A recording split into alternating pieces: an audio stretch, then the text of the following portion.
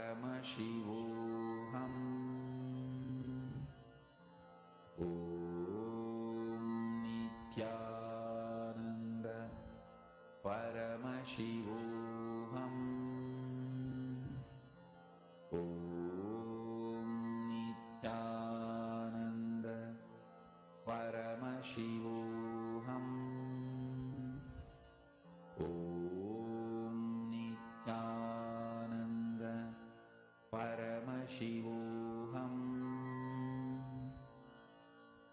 Om Nityananda Paramashivoham. Om Nityananda Paramashivoham.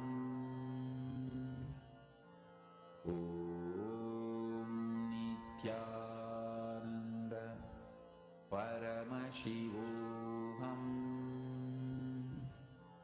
Om Nityananda Paramashivoham.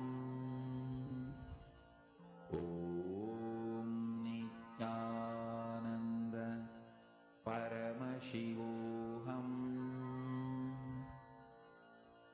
Om Nityananda Paramashivoham. Om Nityananda Paramashivoham. Om Nityananda Paramashivoham. Om Nityananda Paramashivoham. Om Nityananda Paramashivoham.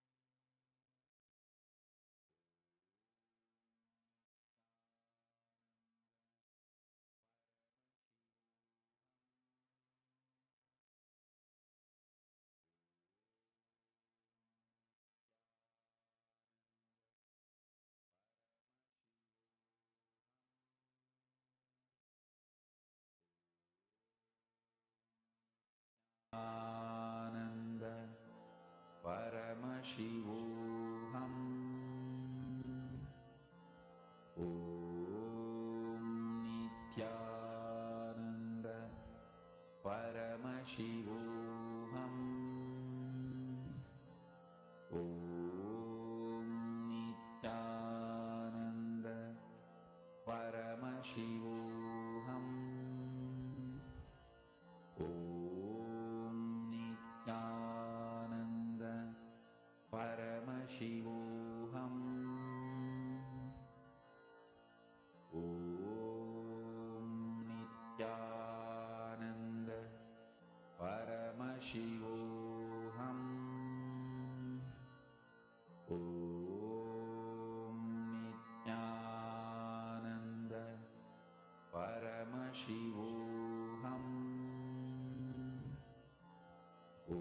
Om Nityananda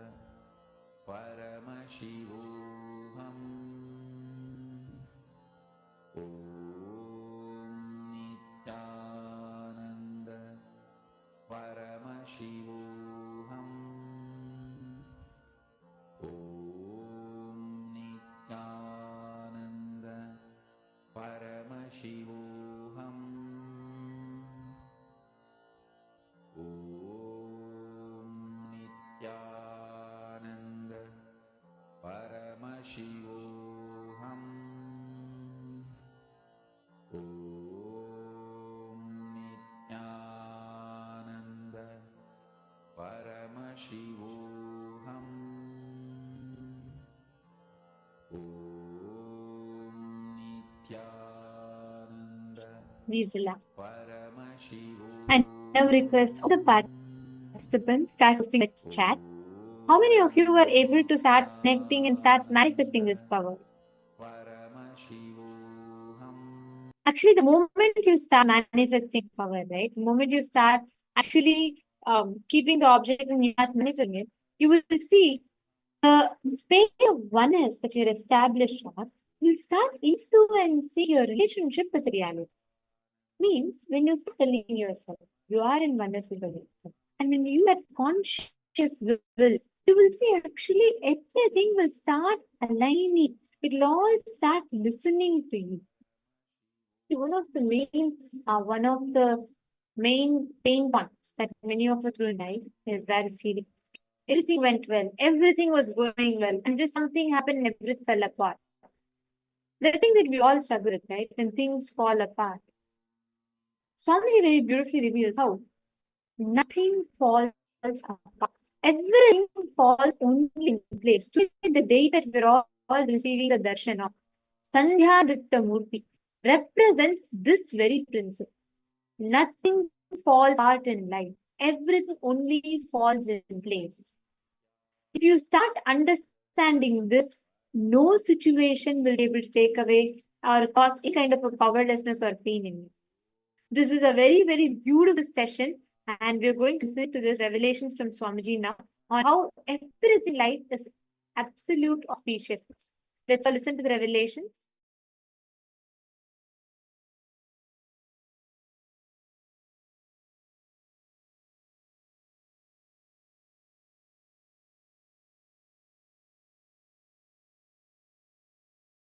By Bhujanga Trashamurti. Next. Sandhya Nrittamurti. See, Sandhya means the day and night meeting. And destruction, pralaya, and creation meeting. For you to understand roughly, you can roughly understand as ice age. During every ice age, he dances the cosmic dance. That is called Sandhya Tandava. Listen. Whenever you feel everything in your life is falling apart, suddenly business is collapsing, wife is leaving, and kids are not listening to you. It's almost like your whole life is going. What do you think as your life is going? Health is failing. Whenever you feel that pralaya is happening in you, meditate on the Sandhya Nrittamurti. Invoke him. Mahadeva, you are doing your Sandhya Nritya in my life.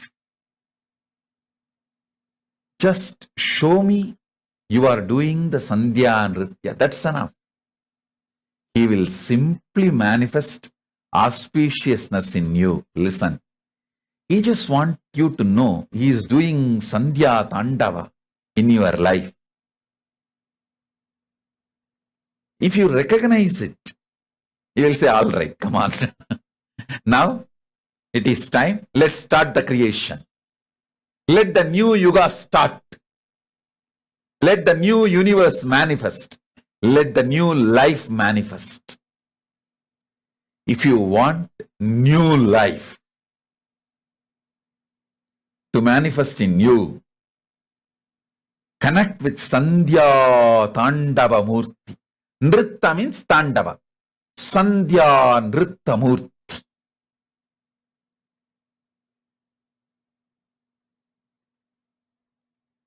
Tandava, certain discipline. Nritta is beyond all discipline.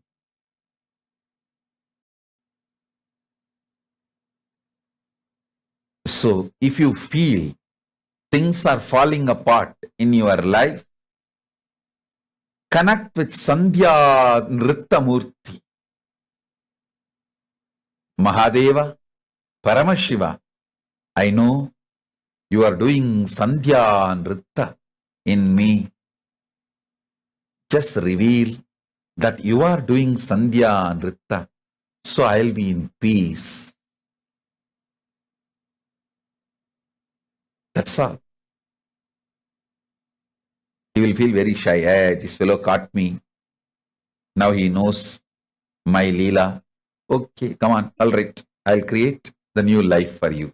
I'll manifest new life for you. Delusion will delude you as long as you have not recognized the delusion is deluding you. The moment you recognize delusion is deluding you, it can no more delude you. Delusion cannot delude you.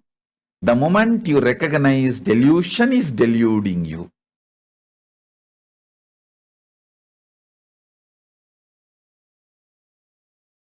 Everything happening in you is auspicious. If you understand that, you are Shiva. Inside you, outside you, everything happening is auspicious. I tell you, once you are initiated,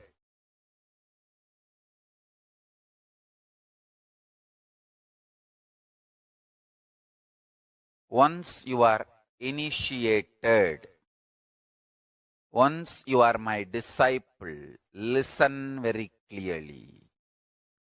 Even if you think in your life things are falling apart, they are falling in proper place. Understand?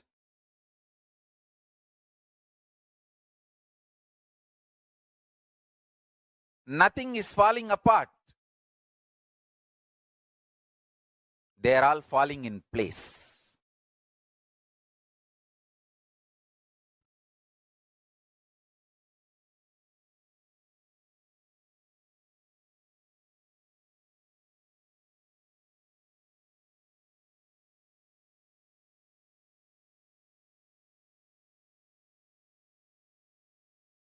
Once you are initiated, you are integrated to Guru, Linga, Sangha, I tell you,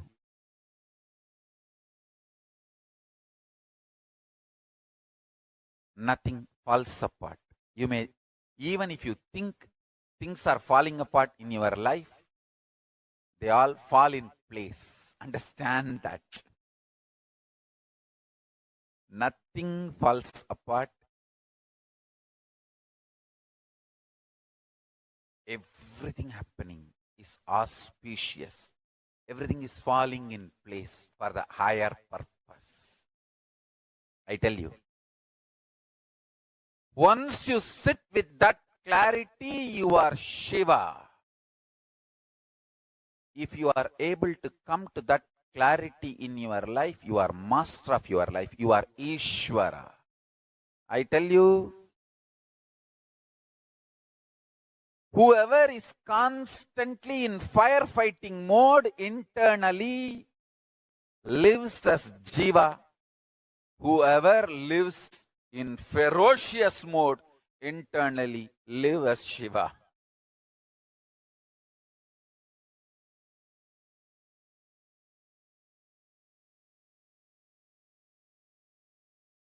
Listen, please listen.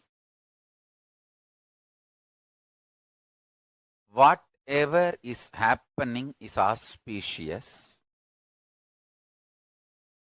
Things are not falling apart in your life, they are falling in place in your life for your higher purpose. Listen carefully.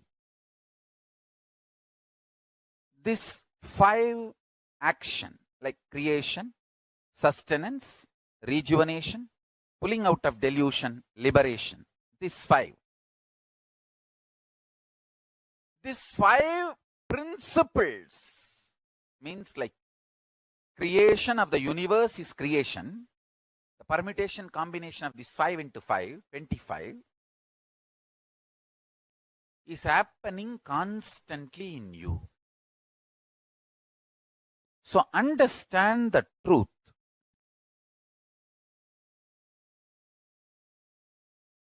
Everything happening in your life is auspiciousness.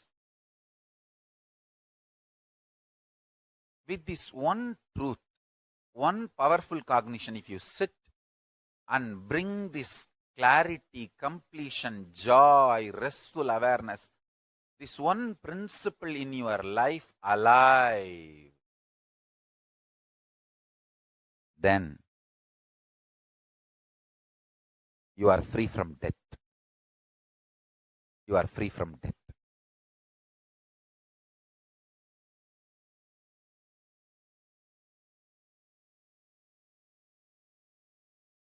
I can give you thousands of sacred secrets about death.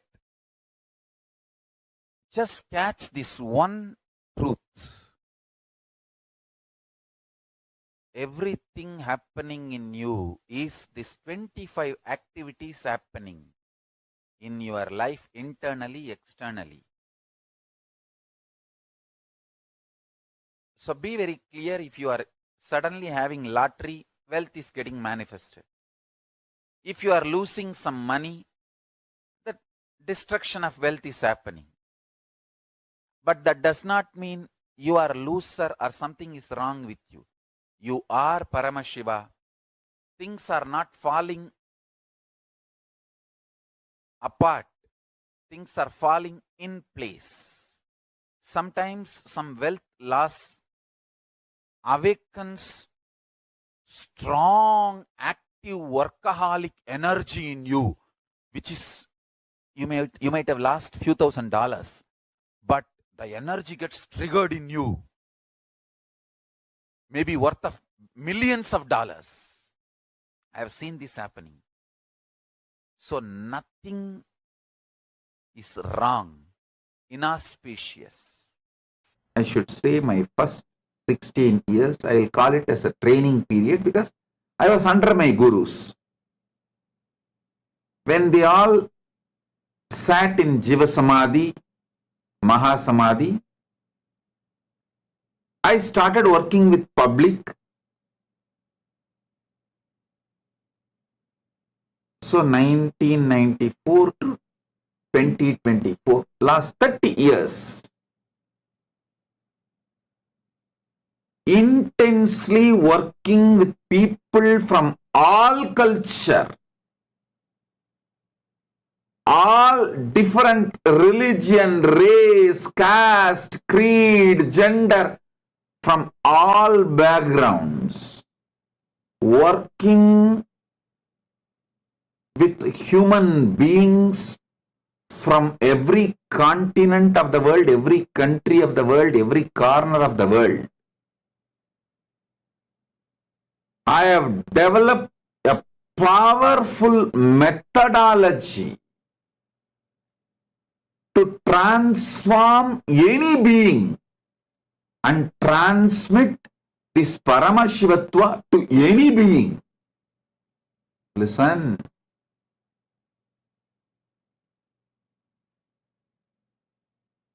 I am 47. Take that first 16 years as a training period. I was under my gurus. After my gurus did my Yoga Pattabhishekam and sat in Samadhi from 1994 to till now, 2024, 30 years, non-stop, continuously, day in and day out, without a single day vacation, focused. My commitment, intense, sincere hard work with human beings gave me guts, courage, strength to trust this great science of Paramashivatva. Shraddha on my Paramashivatva, Shraddha on the system's ability to transmit this experience to any being. When that experience is transmitted, how every being starts operating an inspired, transformed, excited being. How he works, cognizes himself and operates. After thoroughly studying,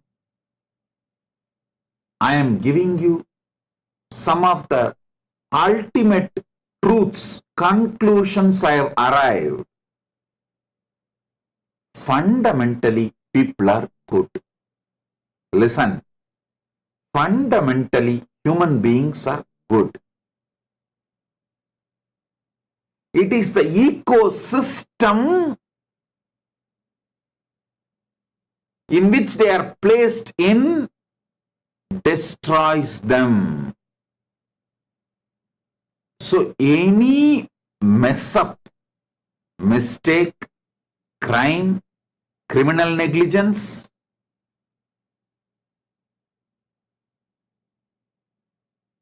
any of it is because of the ecosystem. You may think, how after being beaten so much with enemies, traitors, all kinds of people, internal, external, how can Swamiji retain so much of love and trust on human beings? Hey, I tell you, I am not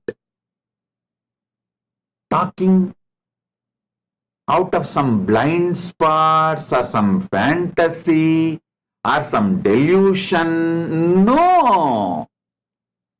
I am talking to you something most practical.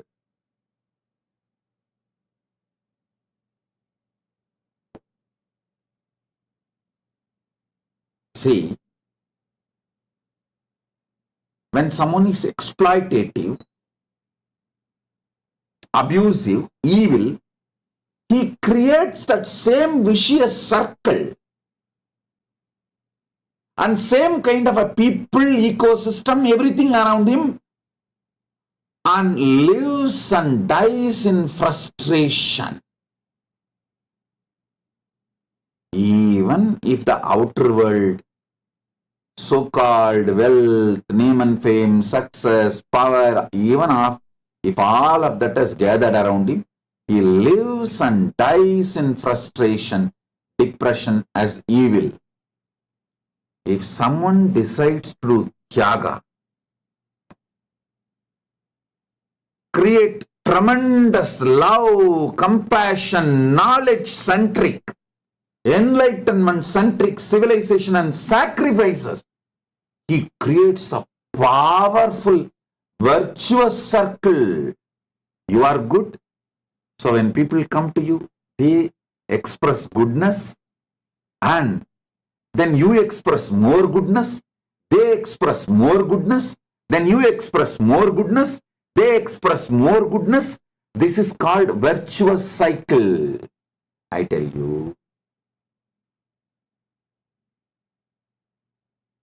when you fall in love, even you will be shocked about yourself, how you are able to give so much. Even for you, it is unknown dimension. When you fall in love, you taste your sacrifice dimension and you feel, wow, even I can sacrifice.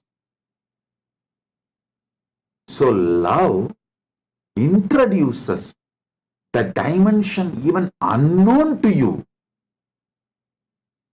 raises your trust to sacrifice, raises your confidence on yourself for tyaga.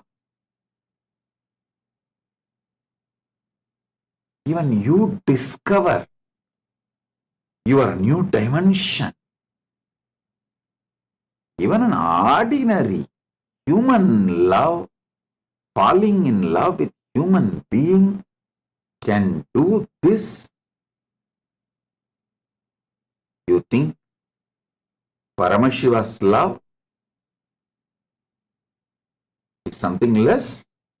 Hey, Paramashiva's love enters into you like a spiritual tsunami, awakens so much of Tyaga, exactly like Paramashiva. My Shraddha on Paramashiva, my Shraddha on Paramashiva's love for me. The Shiva energy, the concept of Shiva is the possibility of rejuvenation. He constantly creates space for new things to happen. Destruction is destruction as long as you are an outsider. Destruction becomes mangala, auspicious, when you become an insider, when you start seeing the whole thing with a larger understanding, when you start seeing the whole thing with a more understanding and sympathy, suddenly you will realize whatever is happening is auspicious, best thing which can happen. There's a beautiful story by a Buddha's disciples. One enlightened disciple of Buddha was asked to go and teach in a new place. Buddha asked him, before sending, I am sending you to the new place. Before that, I want to know a few things from you. What will you do if they don't give you food and shelter in the new place? This disciple says, I'll be happy that they have not beaten me. I'll think, oh God, at least they have not beaten me. I'll be happy about that. Buddha says, if they beat you, what will you think? I'll be happy they have not killed me. Buddha says, if they kill you, what will you think? Then I don't have to think anything. I'll be happy that they have liberated me from the body. As long as this body is there, I have so many commitments, responsibilities connected to this body. I'll be happy. Now I am free. What is there to think?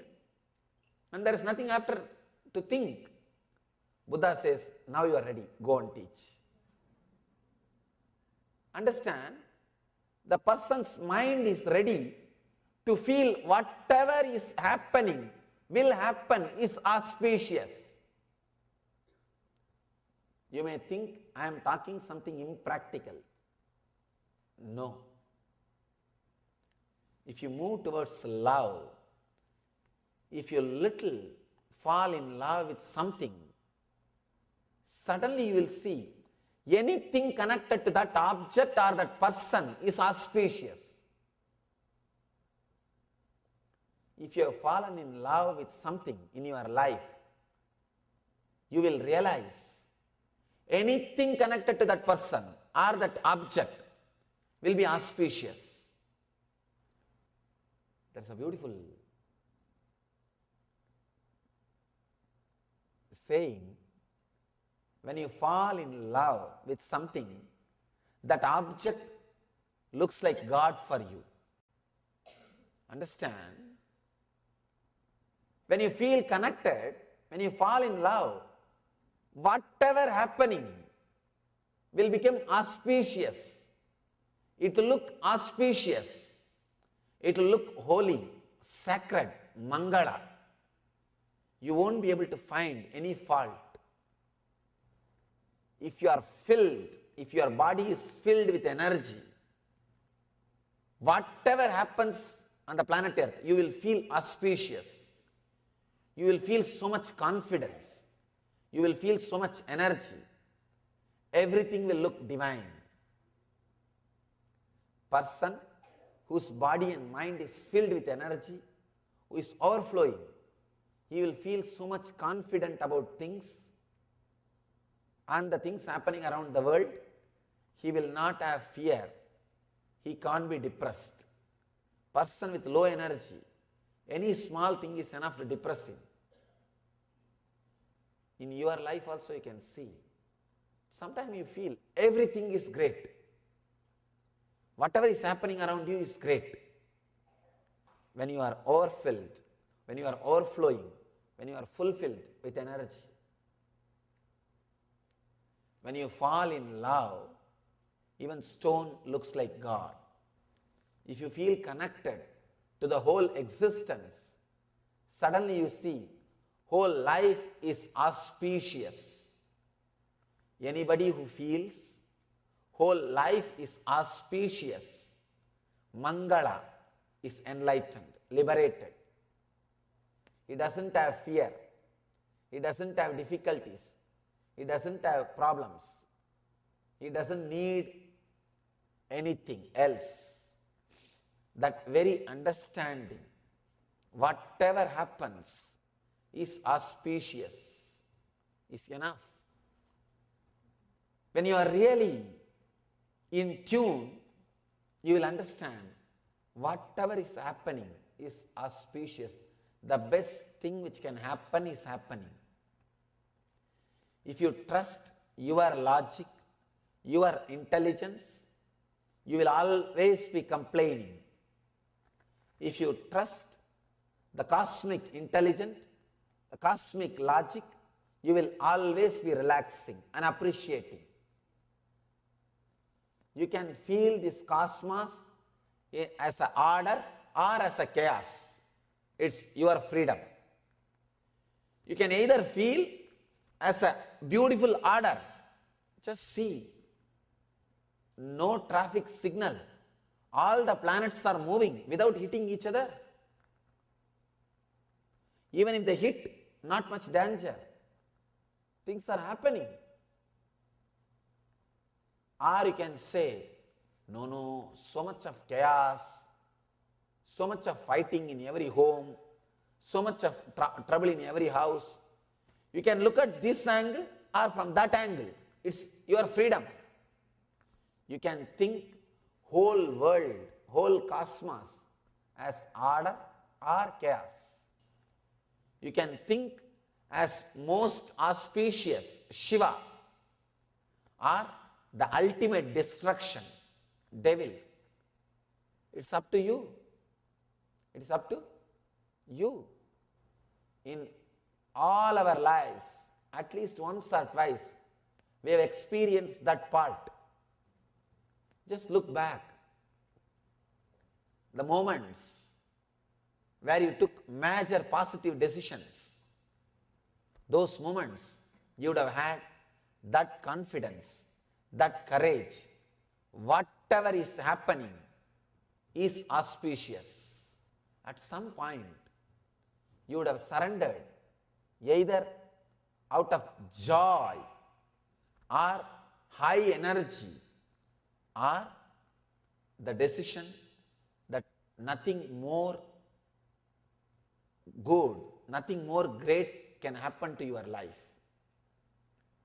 When you experience that kind of moments in your life, you start thinking, whatever is happening is auspicious.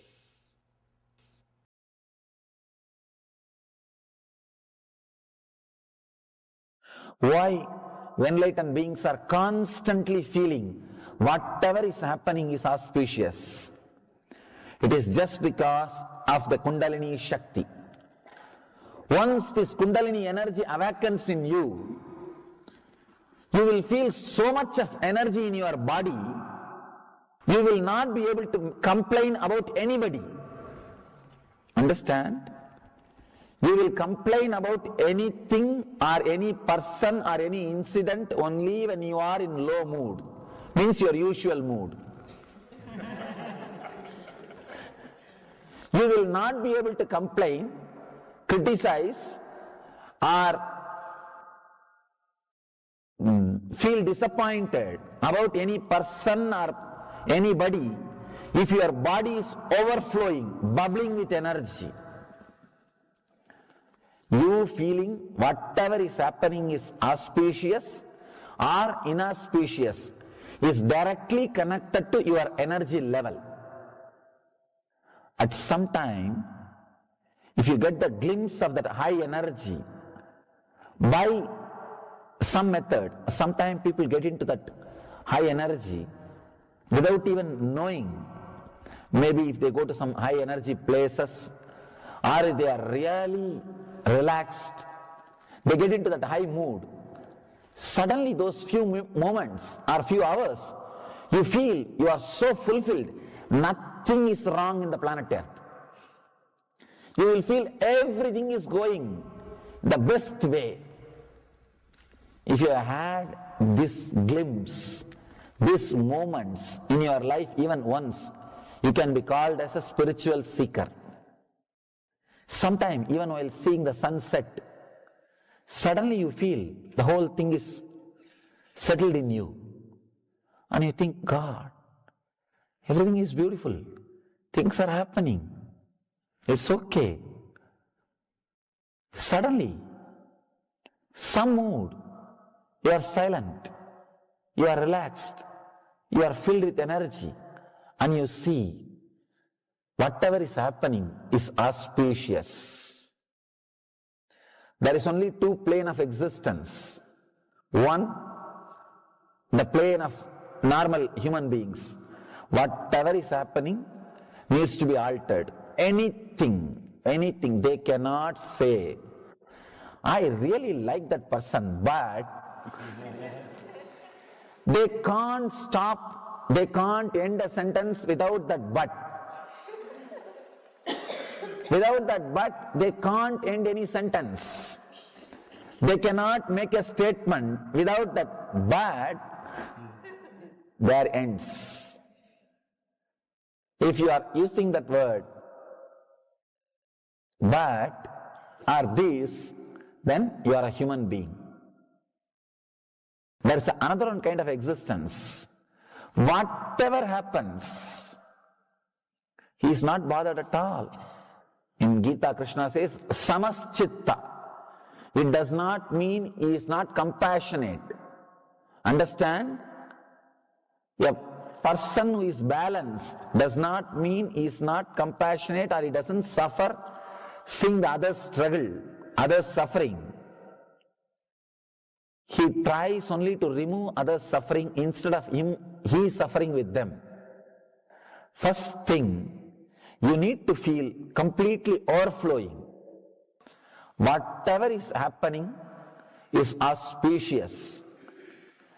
In the auspicious energy, let there be one more auspicious wave to bring the people up. Can be the idea or can be the understanding.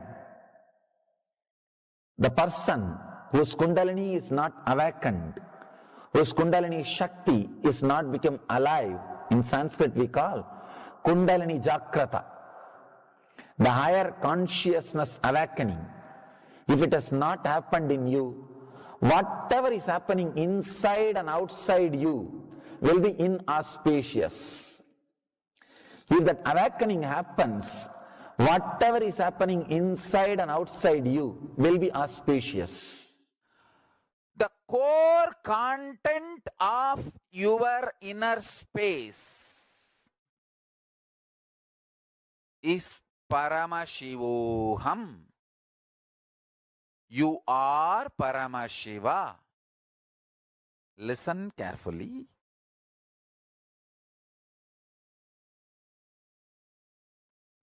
This truth, you are Paramashiva, is the ultimate truth. Your day-to-day life facts may not immediately match the truth. But if you just sit and start digesting this truth, you will see the day-to-day facts and the ultimate truth both matches. When you realize day-to-day facts, ultimate truth matches, it is called enlightenment. When you realize, wake up, yes, the day-to-day facts and the ultimate truth is matching.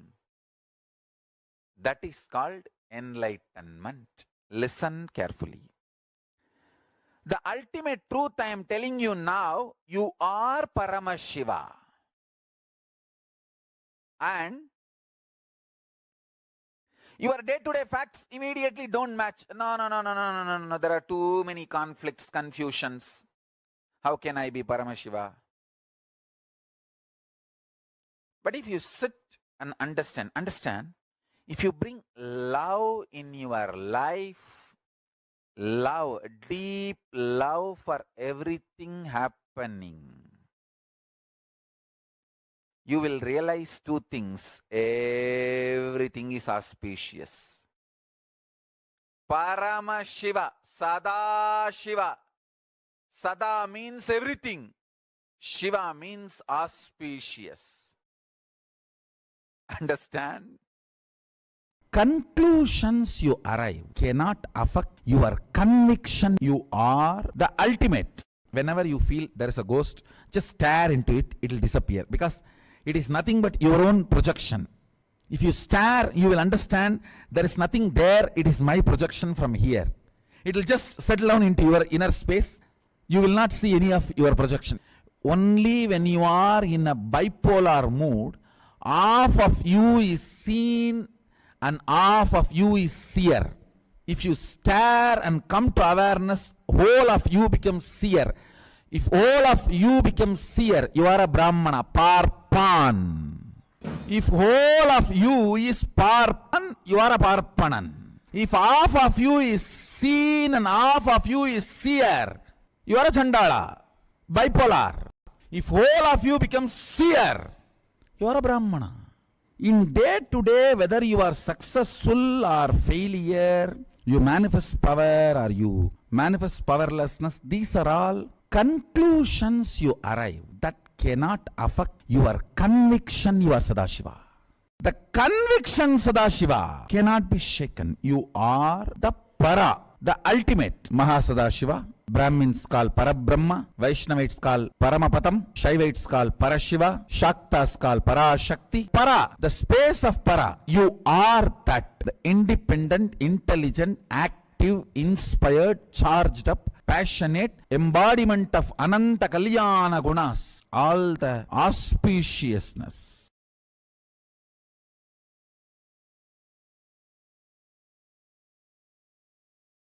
Actually, even this Sandhya Nritta Murti we have in Seattle Temple. Seattle Temple, we have not only the huge Nataraja, Ananda Nataraja, we have some more dancing forms of Shiva. I think we have done some,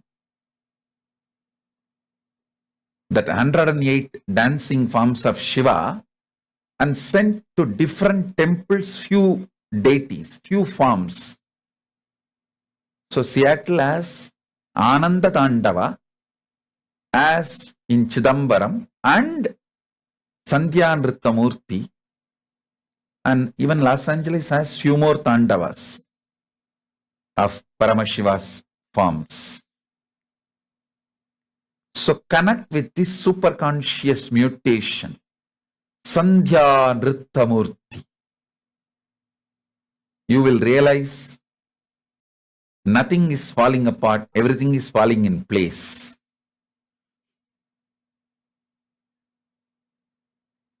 If you know Paramashiva, you will know everything falls in place. If you don't know Paramashiva, you may be deluded thinking everything is falling apart.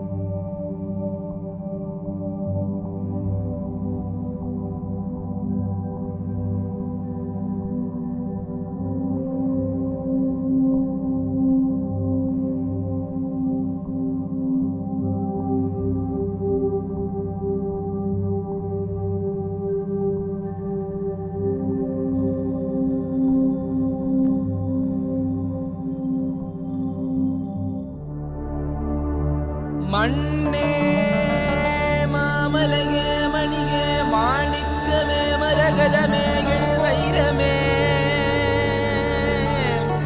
பொன்னே புகழ் சேர் பொன்மலையே சோதி வடிவான ரூபனே என் குருநாதா என் குருநாதா என் குருநாதா அஞ்ஞான கடல் நீங்கி கணக்கு ஆத்ம ஞானம் அளிப்பாய் குருநாதா நித்யானந்தா ஆத்ம ஞானம் அளிப்பாய் நித்யா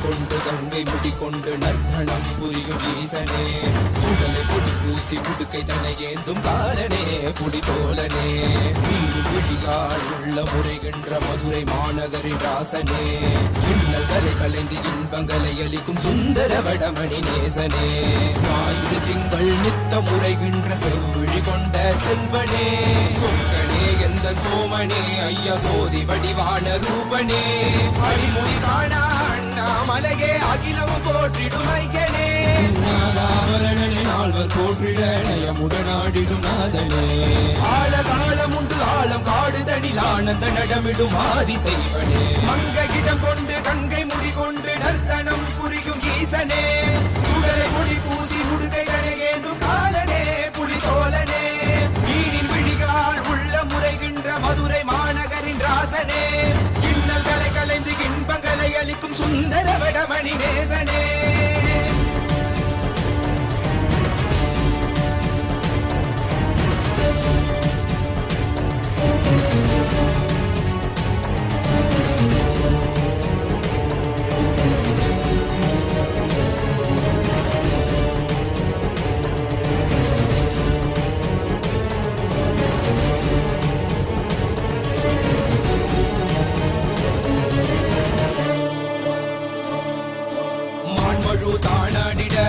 மங்கையவளிடம் கொண்டு நீயாடி வாடியாட்டு இருவினைகள் தீர்த்தருளவே நித்யனே இடவத்தின் மேலேறிவா என்றென்றும் விரிதனை தானாடிட புவிதனில் சுந்தரனை நீயாடிவா தினமும் நீ விசும்பு தந்தருளவே நேசனே மலனே நீயாடிவா இமையோர்கள் இன்னலை கலந்திடும் தேவா தேவாதி தேவா சதா சிவா பாபா குருவாக வந்து திருவருள் புரிவாய் நித்யானந்தனே முக்தி தரவாவா பிறதியில் உரைகின்ற பிரமணே நீயாடிவா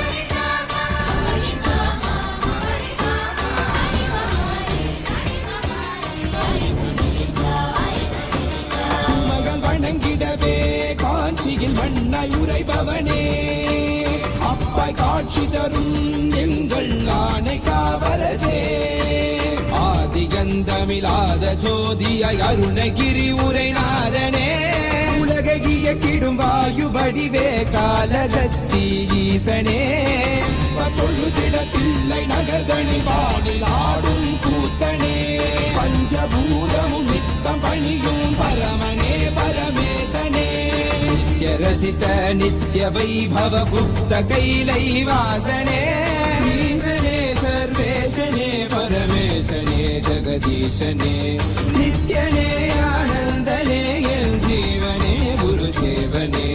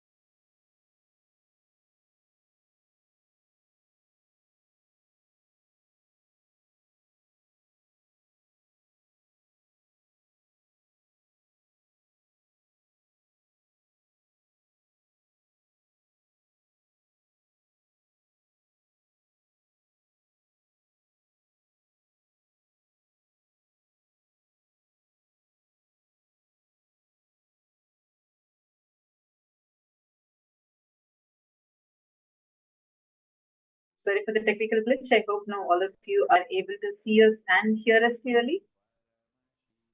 Great. Snitandam. If all of you are able to see us and hear us clearly, please post in the chat.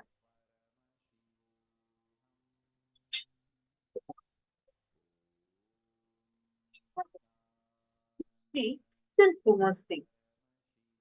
We understood here how nothing is falling apart. Everything is only falling in place. How many of you are firstly understanding this? Can I request all of you to please post in the chat if you are able to understand this? Nothing is falling apart. Everything is only falling in place. Many times you'll feel, no. Everything is just falling apart. Nothing is happening the way I want it to happen. Like it's happening like this, it's happening like that. I don't know where this is going to end. We have all these things, reactions happening inside of us. First and foremost, understand clearly. Nothing, absolutely nothing is falling apart. Can I request all of you to recall and just post here in the chat at least one situation where you remember. It's not that everything is falling apart, nothing is falling in place. You do not know why it is happening like this. Like so many things are running in. The moments where you feel like everything is collapsing. Like there's everything, whatever you put your effort on. Sometimes we'll all have those kind of situations. Like where you have really started working something, you put your life into it. Suddenly everything was going smooth and fine, and suddenly someday something happened and everything fell apart. And I request each of you to please post.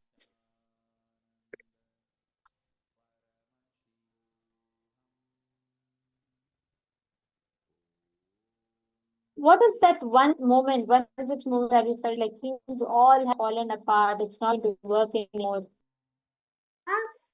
But as time passed, after a few years, suddenly you realized, hey, actually it was not that bad. It is because of that, now I have manifested this in my life. Like this kind of situations. How many of you are able to see such situations? When it was happening, you thought, no, it is too bad, it's too bad. But once after it happened, after you really went through all that fear and everything, suddenly you realized, hey, nothing is falling apart. Actually, everything happens auspiciously. Everything is auspicious. Whenever we look at everything as everything is auspicious, then you will suddenly see how whatever even the most difficult situations in your life are actually only happening for an auspicious reason. Nityananda, Dennis, Wells, sorry, I think your room had a small issue. I hope now you are able to see us and hear us also. Nice to see you.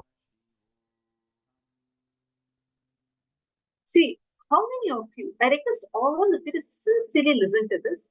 This one powerful cognition can amazingly transform your life for good.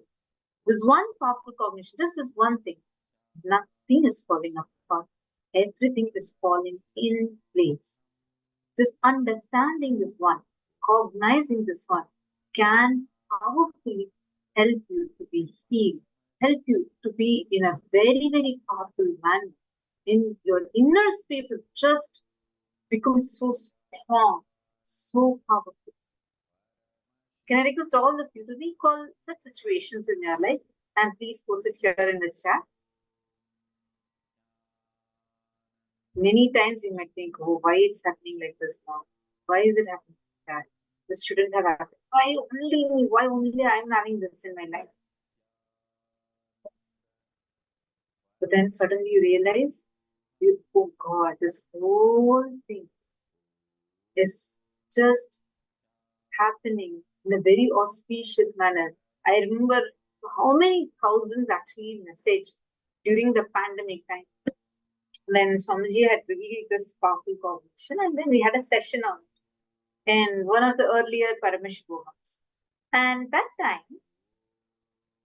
people had posted, at least So till now, I have heard this from a few thousand people who have posted saying, Ma, during the pandemic, I used to really think my life is over.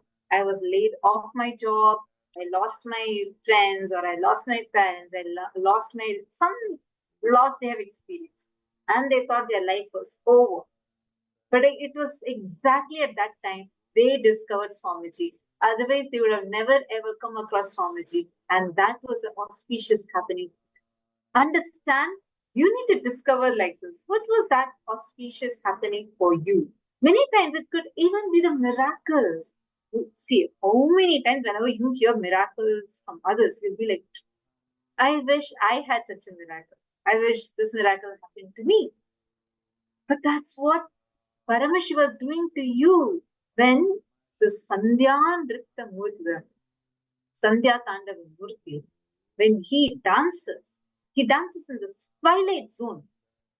It is like that dance of him, it's a dance between creation and rejuvenation.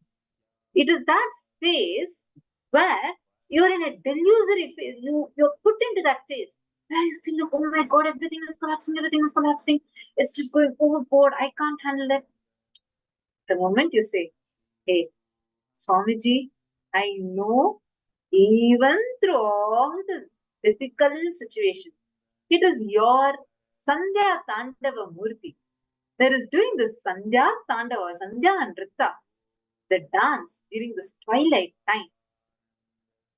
And I know you're only doing it for some good reason, for something auspicious to happen in my life. Oh, Prabhu, just show to me, Swamiji, just show to me that it is you who's doing this Sandhya Tandava in my life. Just this one thing. You'll suddenly see that sweet secret smile in the corner of his lips, and you'll suddenly have whole life aligning so beautifully. You will just see such an auspicious thing will suddenly open up for you. Understand? This is one of the greatest boons. Just this awareness. It is not anything else. Just this knowledge is such a powerful boon. It can liberate you from the difficult situation that you might be struggling with. Actually, there's a very beautiful story that Swamiji tells in the Bhagavad Gita decoded book, which explains about how everything in life is auspicious.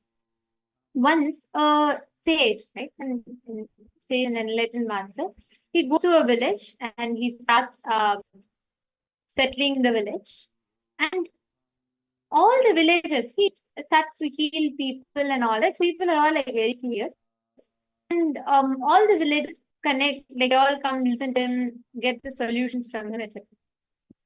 So one day, what happened? One sudden day, one fine morning, all the birds in the village disappeared. The village is all shocked. It's an inauspicious omen. Things are not proper. Nothing is happening. So all the villagers say, all right, let's go and ask the sage. Let's find out what happened. So all the villagers go to the sage. They say, oh, Rishi, all the birds suddenly, they're all not there. Every single bird in this village has disappeared. And the sage tells, all right, don't worry, my children, shall pass. The villagers are like surprised, not the kind of answer they expected. But anyways, they left it. They continued, carried on. After a few days, again suddenly all the dogs from the village disappeared. Every single dog and animal, cattle and dog, all of them disappeared. All the villagers are little like, they don't know these animals are part of their livelihood. And now all go and they express their sage, and they say all the dogs and all the cattle, everything is gone from the village. We don't know what's happening. Things are all going haywire and we don't know how to handle this. The sage looks calm and absolutely unperturbed, and he looks at the village and he says, don't worry, my children, this too shall pass. The villagers are like little irritated with him. Still, they don't have enough courage to show express their irritation and anger. So they leave it and they decide nothing can be done and they go. And the Few days later again, all the fire in the village goes off. Like there's no fire, no stuff burns, no chimneys, have smoke, no chimneys having fire, like everywhere. All the lights are out, all the fire is out. Now the villagers are in desperate, go to the side and they say, you've told every single time you have told that it is this too shall pass, it's auspicious, nothing wrong, and you claim it's auspicious, and what is the answer for this now? Now expressing the irritation. The sage still looks at them, completely calm, and says, trust me when I tell you, this too shall pass, it's auspicious. Now the villagers get angry. They say, they blame him, they call insensitive, crazy, and whatnot. They blame the sage, and in fact, some people turning back and telling him, since the time you came to this village, it all has started happening. You better get off our village. And people start saying, I'm not going to listen to you. The sage says, already you can get angry, but just wait. Trust me, things are auspicious. Wait here. The village says only fools will listen to you, and I'm going to be one, and I'm going to leave this village. And people even start packing their bags and decide to start leaving the village. And at that time, they suddenly see a huge dust, some kind of a thing appearing from a far place, and all the villagers are like hiding in trees and want to know what's happening. And they realize it's an invaders' army coming. The villagers are like, they all stand there and they're all looking and they don't know what to do. They're hiding behind rocks and the trees. And then the army men and they all come stand at the outskirts of the village, and the army general, the army is asking the general, can we attack? Can we attack this village? Can we conquer? Can we take some temporary stay in the village? It looks like there's nothing. And then the army general says, no, don't attack, wait. There's not a single bird in the village. I don't hear any dogs barking. I don't hear any cows in this village, and there's absolutely no resources. And I don't see a single house with fire, and I don't see a single chimney burning. I don't smell anything with fire. So I don't think any soul lives here. And what's the point of attacking an empty village? Let us carry on. And the army marches past. Then the villagers realize. They all realize what has been happening so far. And then they realize it is not, nothing has fallen apart, nothing has been in place. They immediately realize what the sage is saying. They rush back to the sage to thank him, to apologize to him, to express their gratitude and to express their deep regret for what they said. But unfortunately, the sage is there. He is left and he carried on. Understand, this is a story of how all of us, we think, oh, how can everything be auspicious? Are you trying to tell my divorce is auspicious? Are you trying to tell my job, me getting fired from my job is auspicious? Are you trying to tell me be bankrupt is auspicious? First, Swamiji revealed one of the more important truths. Start understanding the fundamental truth that everything in your life is carefully designed by the cosmos. It is auspicious, the most auspicious thing that can happen to you. The only thing you need to do, the only thing you need to understand is everything in your life Swami is taking care. If you just surrender, if you just let that happen, and you start taking everything without attaching to its result, you will have amazing break in life. How many are catching it? Just understand this one principle. You'll never again face struggle. You'll never again face things the same way. Actually, now we all want beautiful exercise to understand deeper. I request all of you to pen down 5 negative happenings from your last 5 years. Don't go beyond 5 years, just the last 5 years. 2020 to 2024. Pen down all the things that happened, incidents that happened where you felt things are all falling apart, nothing is happening, you felt like the world is going to end. And write down how end of the day it was only auspiciousness for you. Like, for example, suddenly you were laid off, there were mass layoffs and you were laid off, and you didn't expect that, and you were your only source of income, you are the sole breadwinner, and only source of income is gone. And that exact moment Paramashivoham attended Paramashivoham, you decided to become your own boss, started your own business, and actually it was very auspicious for you. At that moment, it might felt like things are all falling apart and it's spinning, it's not working. But end of the day, it ended up becoming something very auspicious. Like this, write any 5 incidents in your life, just 5 from the last 5 years. 5 negative incidents which became positive for 5 consecutive years. Please take a few minutes and pen down. I request every one of you to please write this down.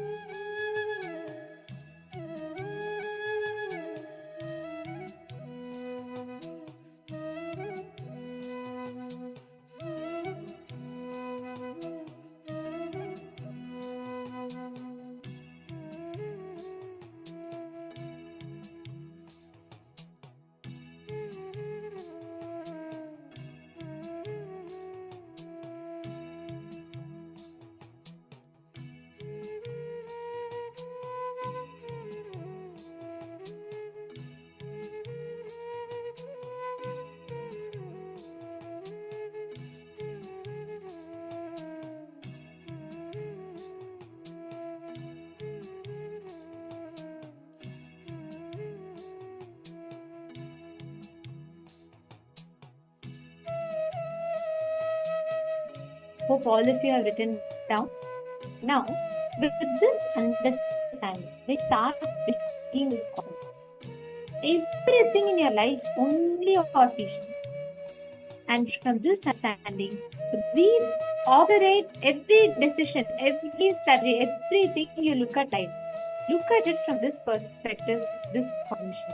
Suddenly you will see how even your most painful, most crisis situation has only gotten to you more and more auspiciousness. And when Swamiji is making that statement, he's doing it with utmost love, utmost care, and utmost compassion. So don't take that suffering in, don't get bogged down and suffer when you feel things are all not happening as per what you want. Just remember that everything, even your so-called suffer, even when you're in so-called crisis, it is auspicious. It is happening out of Paramashiva's ultimate love and care for you. Happening as a result of his pure love, his care, and his compassion. Now, we're all going to be entering into the last session per day with the darshan, where we're going to be having a unique initiation today, where Swami is going to be working on your DNA. Like by the end of today's initiation, your DNA structure will change. This is a very powerful process called the Chit Jata Granthi Bhedana. It's a unique process in Hinduism which can work in your DNA level to break your patterns in incompletion and infuse it with consciousness. Let us now listen to the science of how this process happens. What is this initiation about? Directly from Swamiji himself.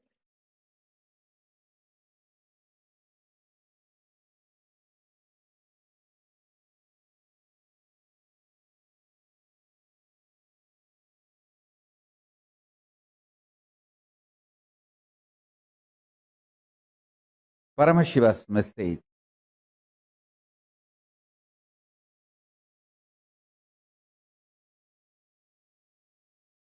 Directly from Kailasa. Listen. Human DNA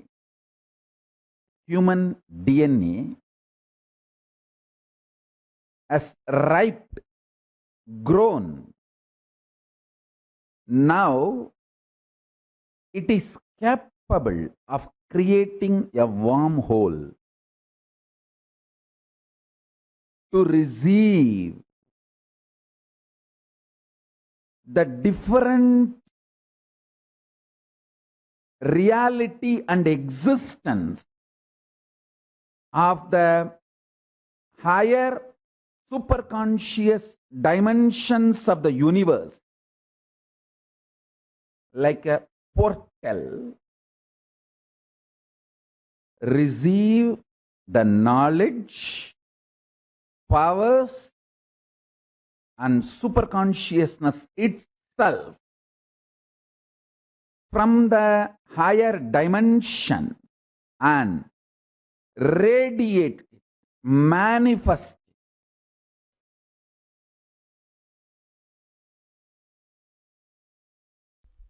By training your mind, you can transform your DNA.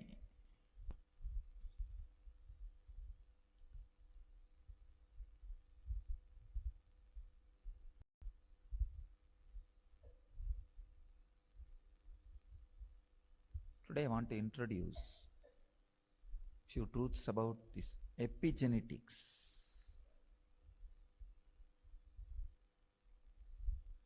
As browsing through some of the articles about this epigenetics,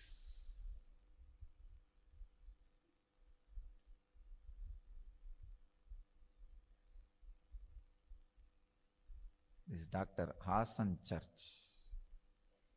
He's written a book called Genie in Our Genes.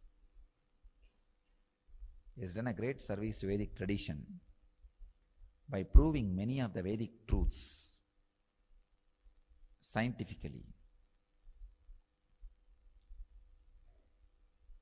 Anybody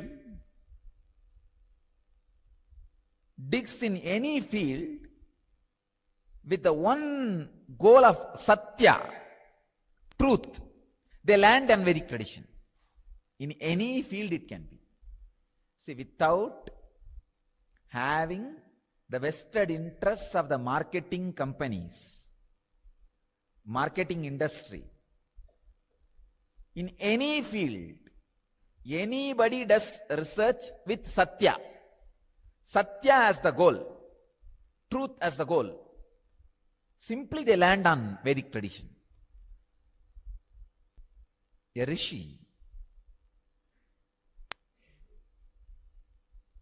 he very clearly proves the quality of your consciousness directly transforms the way in which you exist physiologically, or your physiological existence is directly affected by the quality of your consciousness.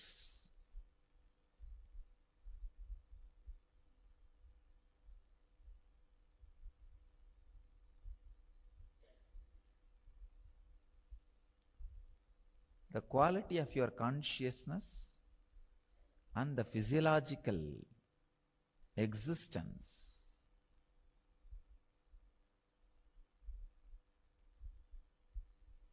are so closely connected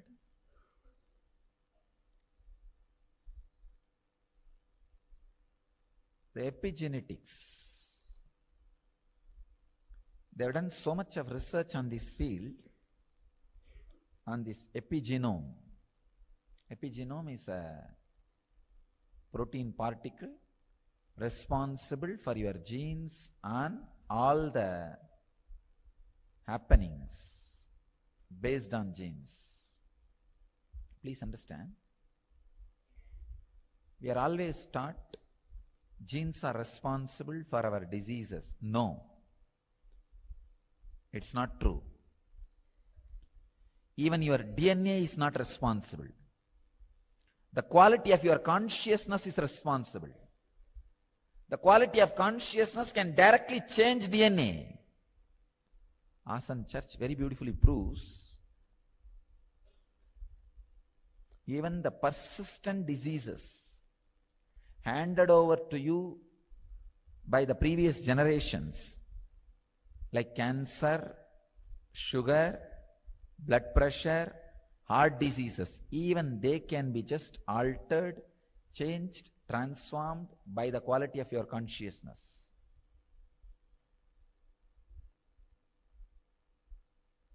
Another research proves only 35% of your DNA is responsible, only 35%, for what you are, who you are, how you are, and all the major factors like your longevity, disease, health, and everything. Only 35%. The science of epigenetics and the epigenome opens a new door to the great truths declared by Patanjali and Swatmarama. Patanjali in Raja Yoga Sutras and Swatmarama in Hatha Yoga Sutras.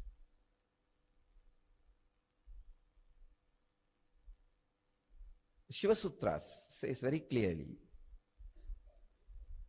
the man who is in perfect health, just by his nisangalpa, means the intentionless consciousness, can transmit that to a human being or any being. That is what is exactly the science of healing. I have so many research references here today to share with you all.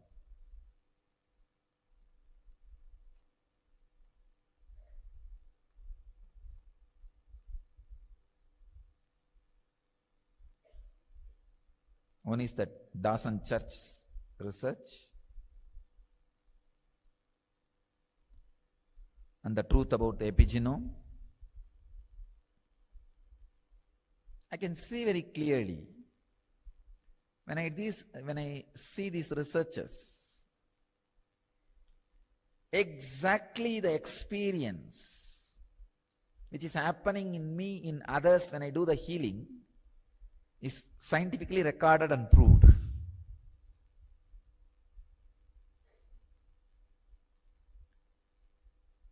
Usually I see how the healing happens in people.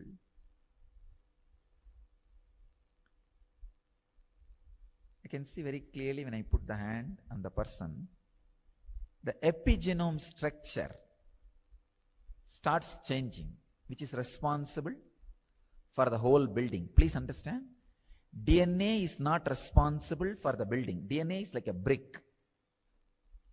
Out of brick, we build buildings, but brick itself is not responsible for the plan. If there is a defective brick, there will be defective building. But brick does not carry the blueprint of the building.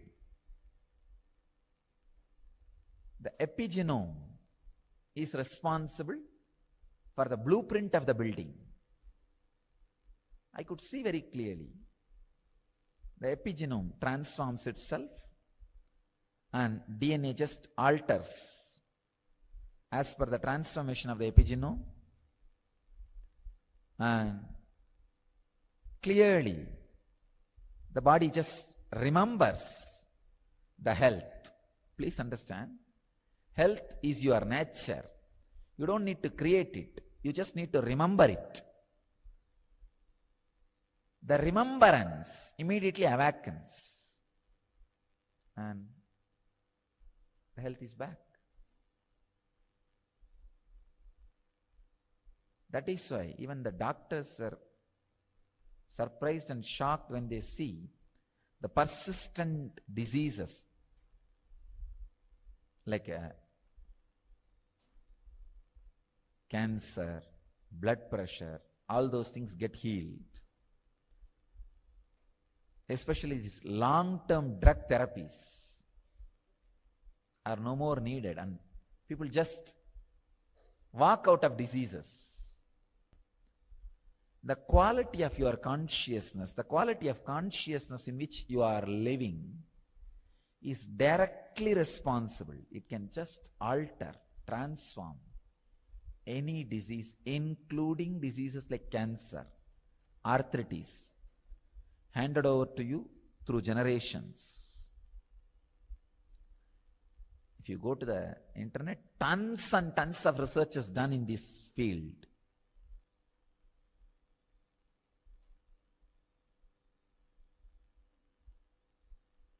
How the spiritual healing directly works.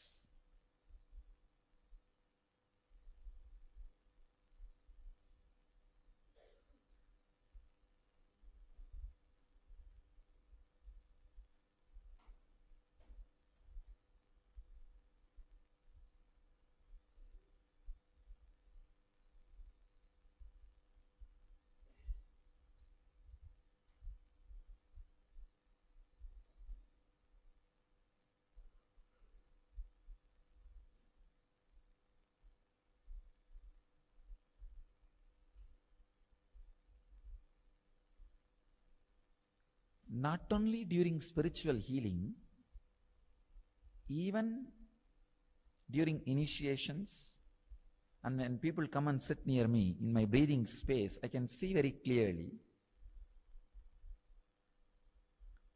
their epigenome starts getting awakened, restructures itself, realigns itself. There is another research I was reading. In a vacuum tube, if there are some electrons lying random, if a human DNA is introduced, immediately they all come to a clear, organized shape. They all just stand up. It's like when master enters, how you automatically stand up. They all just organize themselves. even after the DNA, human DNA was removed, they all stay back in the same shape. Same way, I can see very clearly when people sit in my breathing space, especially during Pada Puja, the Nirvikalpa Samadhi, I can see very clearly their body just recupes and transforms.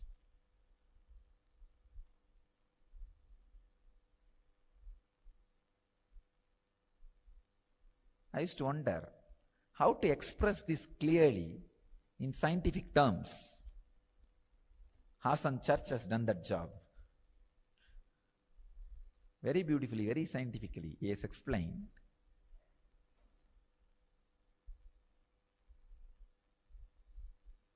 The science of epigenome and epigenetics is the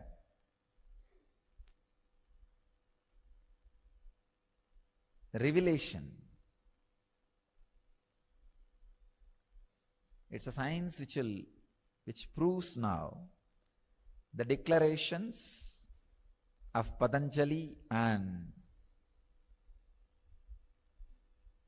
Swatmarama and all great Vedic rishis,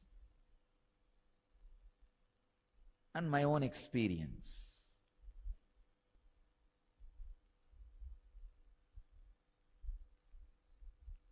The quality of your consciousness decides diseases, longevity, quality of life, pain, depression, everything.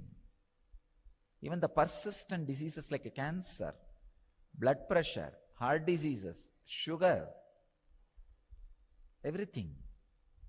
So I tell you, wake up and raise your consciousness. Not only to transform your DNA,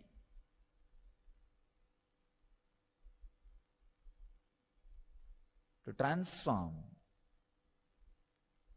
the whole world. See, when you transform your DNA, it is not just the great service done to you alone. It will be the greatest service you are doing to the world, whole world. Because when your DNA is transformed, you see, when your consciousness is brought to a certain level, whoever you touch will be impacted by your consciousness, and their epigenome also will be re-altered, and their DNA will be transformed, and they get back to their health. This is the science of healer's initiation. That's what I am doing.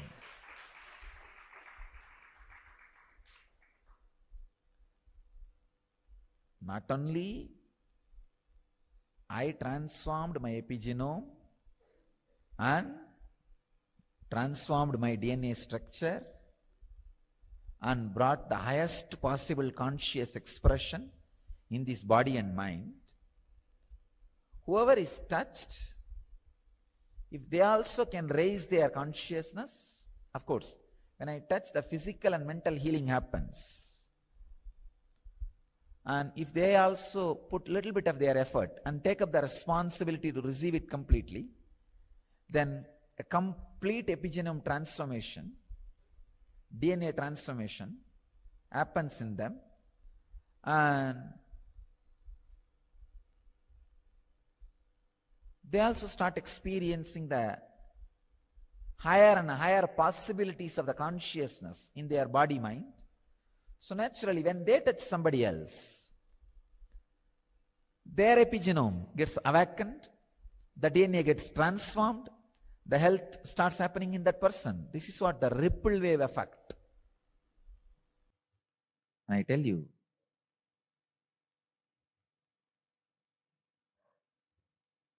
this spiritual healing and enlightenment-based communities, this too will be our greatest contribution to the human civilization.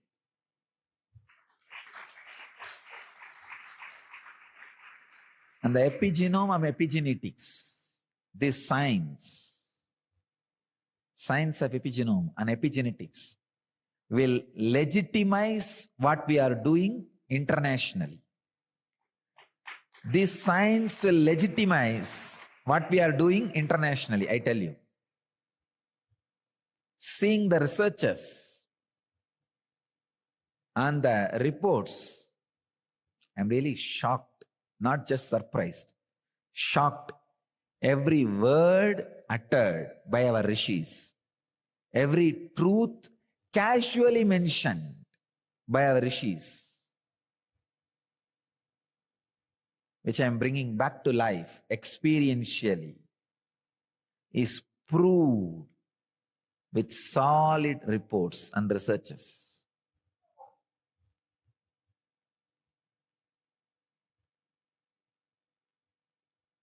I tell you, future is ours.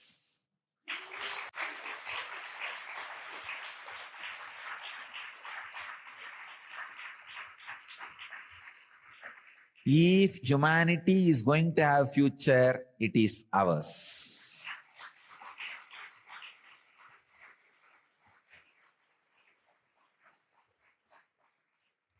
Not only that, let us create new human beings.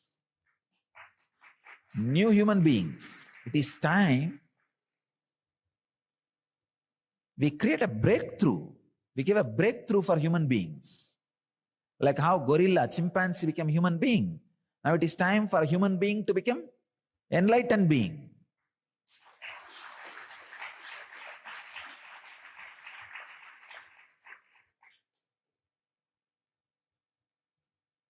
Let us put all our efforts and energies strongly to raise the human consciousness more and more in all possible ways.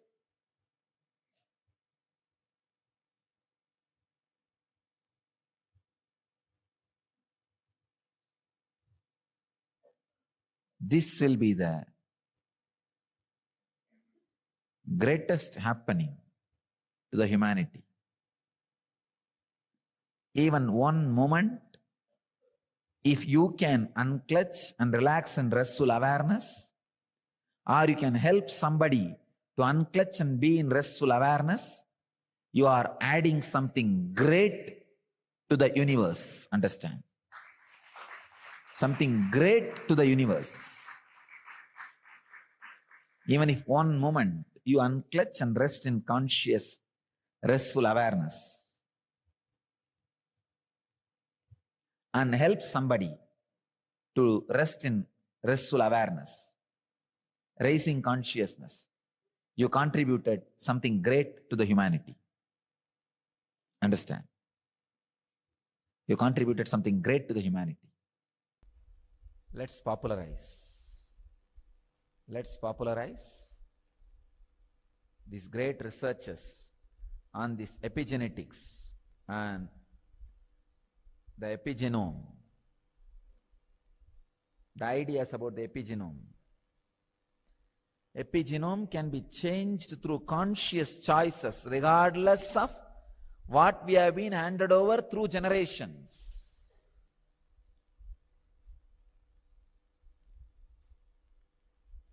Add more and more joy, laughter, love, life, dance, bliss, restful awareness to the humanity.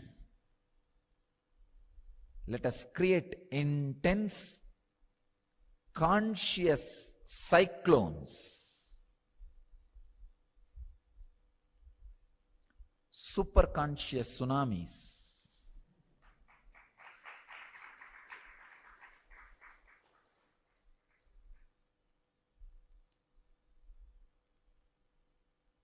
All over the world.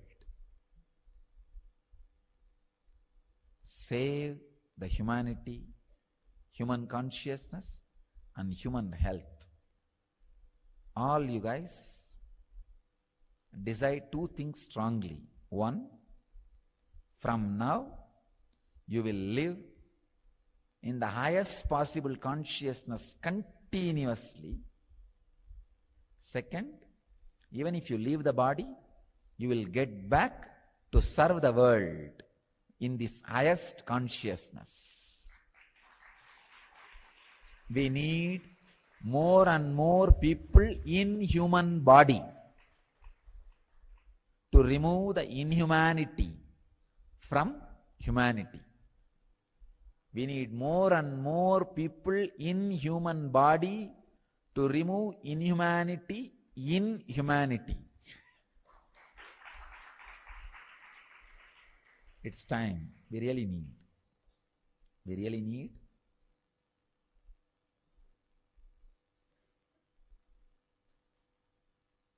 Actually, when I go through the scientific researches, even I realize more and more the urgency with which we need to create N communities, urgency with which we need to create the N civilization,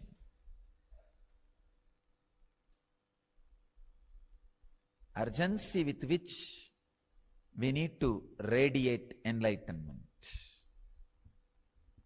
So let the urge become the urgent. Let you all radiate enlightenment.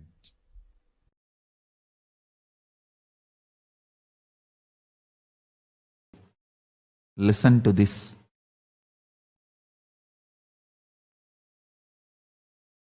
This is the way you are hardwired. Your bioenergy is hardwired. Your DNA is programmed with cosmic truths which I am talking now. Every word I am uttering is reverberating in your DNA. I am not talking to your societal mind. I am talking to your DNA. And I am directly making your DNA manifest these cosmic truths. Whatever I am talking is the existence and truth of the cosmos. I am revealing the truths as it is from the cosmos and cosmic archives, Akashic records. From the cosmic archives, I am revealing the truths as it is. Your DNA carries the whole cosmic records in a microchip form.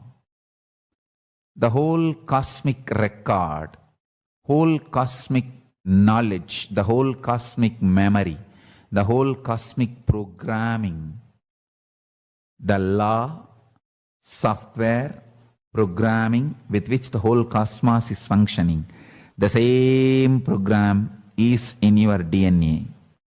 Now I am just awakening it. I am rebooting and cleansing all the viruses, delusions, unnecessary confusions and localized ideas, and awakening the cosmic truths in your DNA, in your very bioenergy.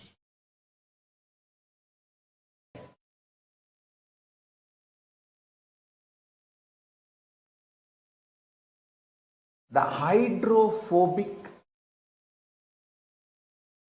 material which keeps your DNA together, that hydrophobic material is filled with sound.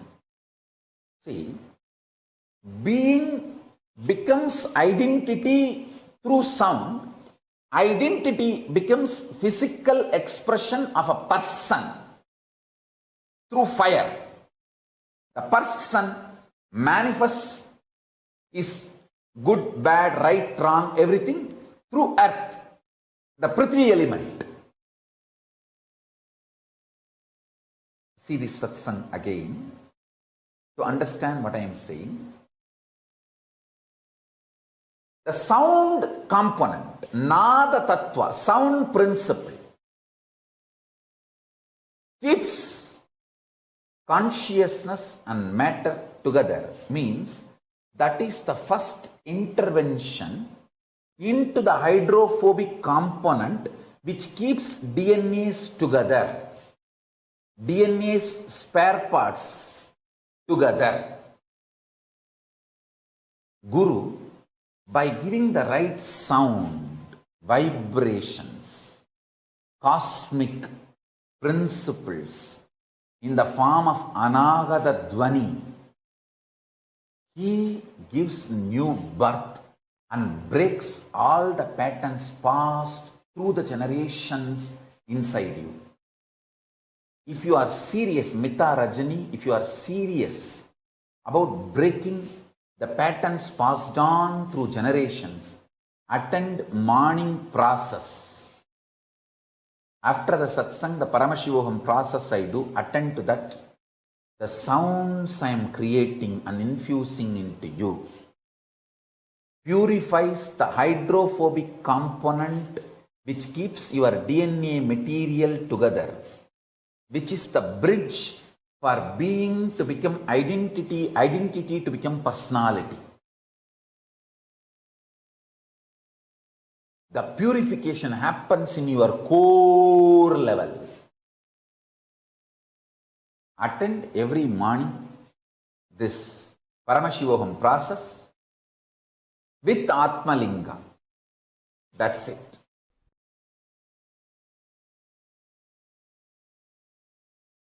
The process we are going to do now is called Chit Jada Grandhi Vedana. Means you are combination of pure consciousness and patterns. Your patterns have no independent life. They can become alive only if your consciousness is in the body. Am I right? Can you continue to smoke or struggle with your anger if you are dead? So only because of your consciousness existence, because of your consciousness, your patterns are empowered. Same way, you don't exist just as a consciousness, patterns. Even you seeing you and me are different is a pattern. You and me are separate is a pattern. So still the patterns are there. It means as on now the reality is you are together. You are totality of consciousness and patterns. As I said earlier, I cannot complete your patterns layer by layer, one by one, but I can put fire on your patterns. That I have a freedom. But as an enlightened ethics, I cannot complete your pattern. It's your free will. But I can put the fire on the whole thing. Means I can use my presence to create a distance between you and your patterns. Chit Jada Grandhi Vedana means cutting the knot which connects your consciousness and pattern. Most of the successful leaders experience this Chit Jada Grandhi Vedana. Only then they can handle the stress or the responsibility of others. Most of the successful leaders, knowingly or unknowingly, somewhere they experience the separation of consciousness and pattern.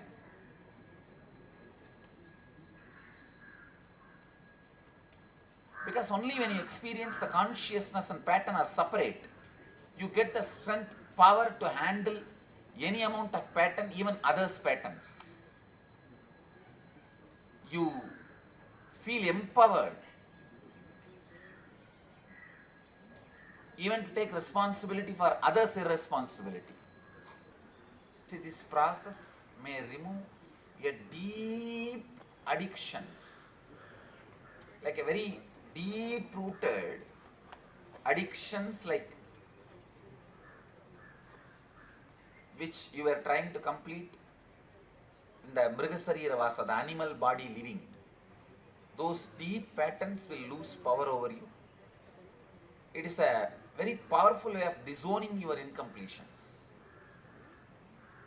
See, when you can't pay your debts back, how you give a bankruptcy notice? This is like the bankruptcy notice. This is the conscious. You declare that I am no more, I am not going to work on every incompletion and complete with all of them. It's too tiring and dragging process. So you disowning them. That is what is this Chit Jada Grandhi. Disconnecting. Grandhi Vedana means cutting. Cutting the knot. Disconnecting the knot. The knot made out of the consciousness and pattern, that is being disconnected with this process. Initially you will struggle how to visualize you are not there. but you will be able to do it in just after 2-3 minutes. You will be able to do it because I am here creating that space for you to have it. And in the house, even when you are back home, I'll sincerely recommend, whenever you want to sit in the powerful space of completion, do this process. Sit in your bed or chair, even before going to bed, before falling asleep. Just visualize your empty bed is only there. Neither you are there, nor your family is there, just the empty house. Suddenly you will see that all your patterns will lose power over you completely, and your consciousness will become huge. Your inner space will become so powerful. You may think, how come such a simple imagination puts you into such a high space? Because I became enlightened with this process, with this space. Understand? So that's why when I am creating that space, you simply experience it. See, for idli you have to go to Saravanavan. For biryani you have to go to Talapakattu. So these are all actually Tamil Nadu hotels. For each food, one hotel is a specialist. In McDonald's, you can't expect the best pizza. For pizza, you have to go to Pizza Hut. For burger, you have to go to McDonald's.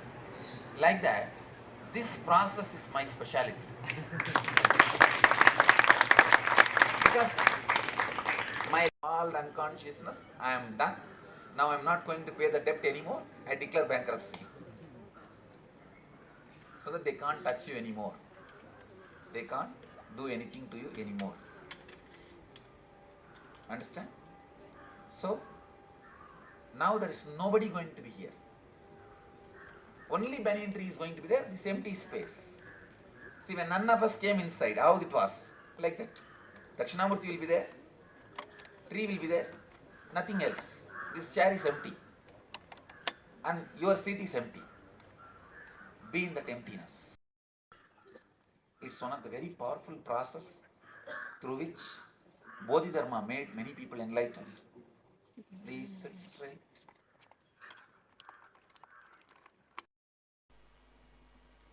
Nothing is there other than this beautiful space. A powerful space, banyan tree, Dakshinamurti, the powerful empty space, that's all. Neither you are there, nor your neighbors or me. Just pure, powerful, empty space. Namah Shivaya.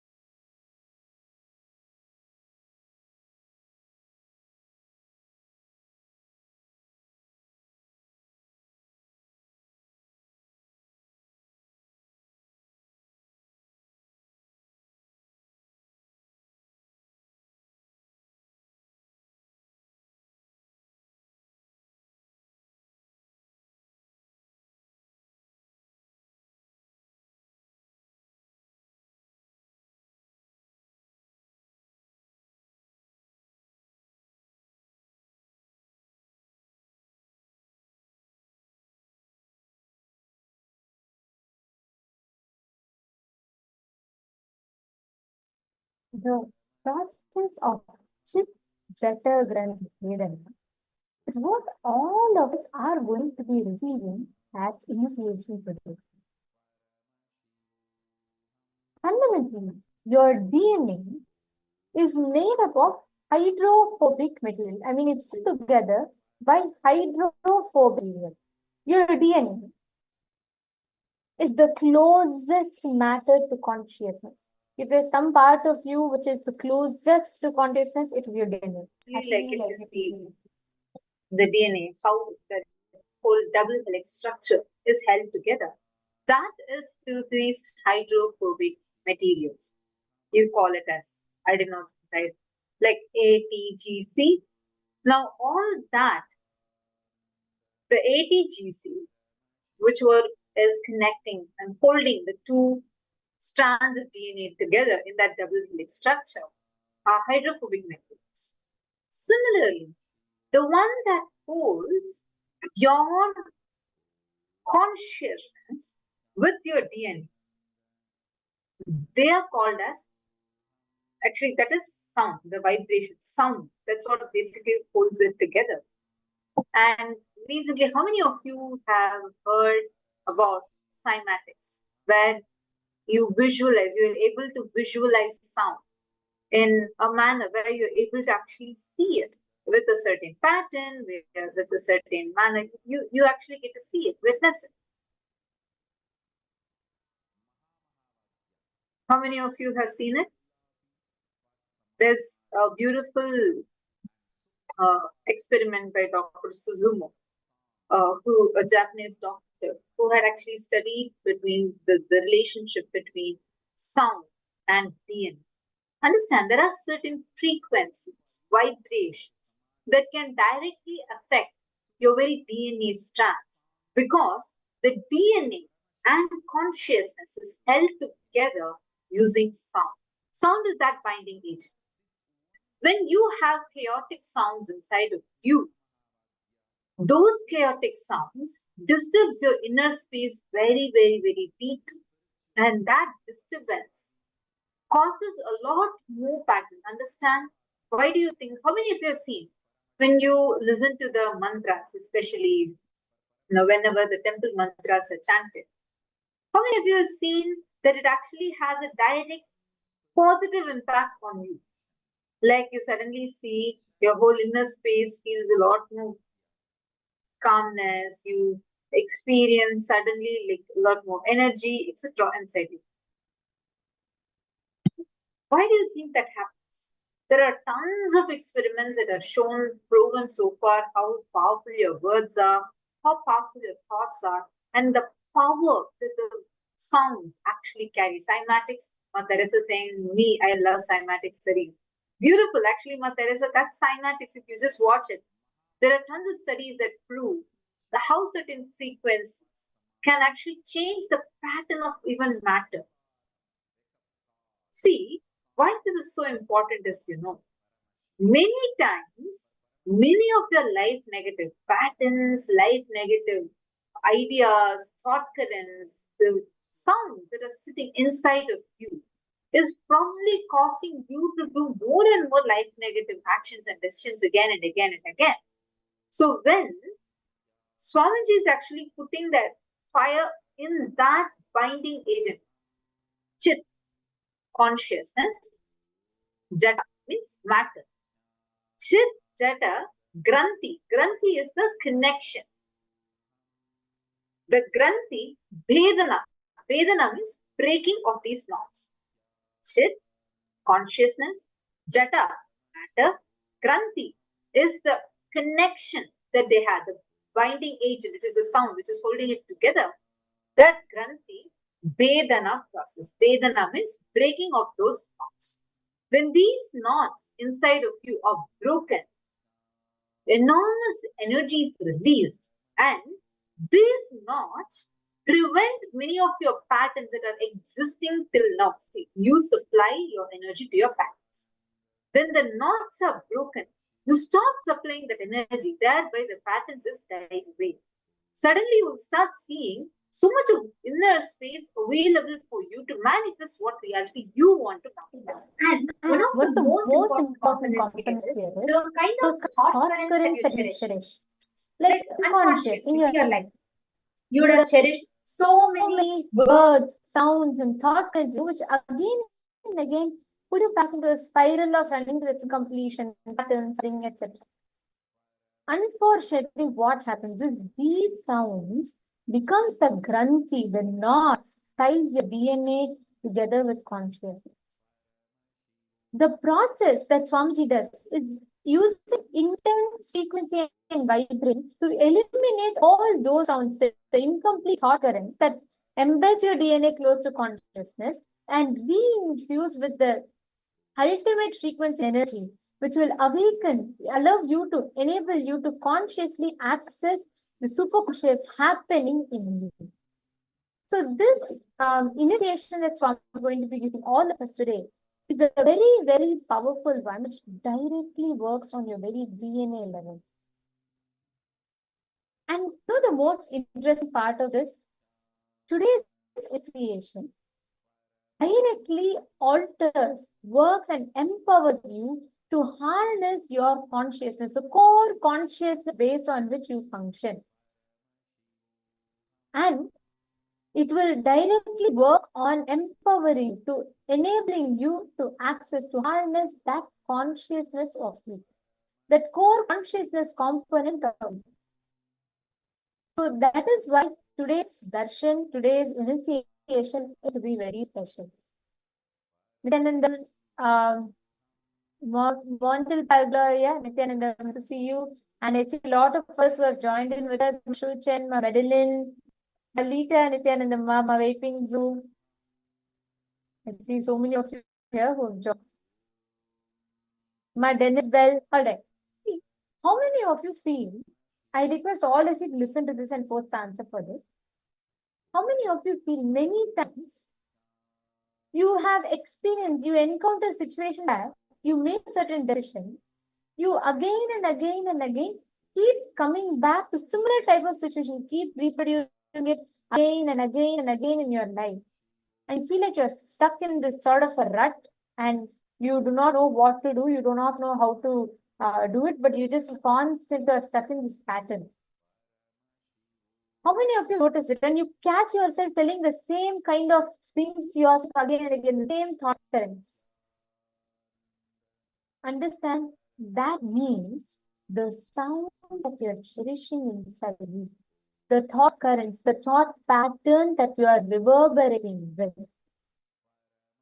you need to work on altering that.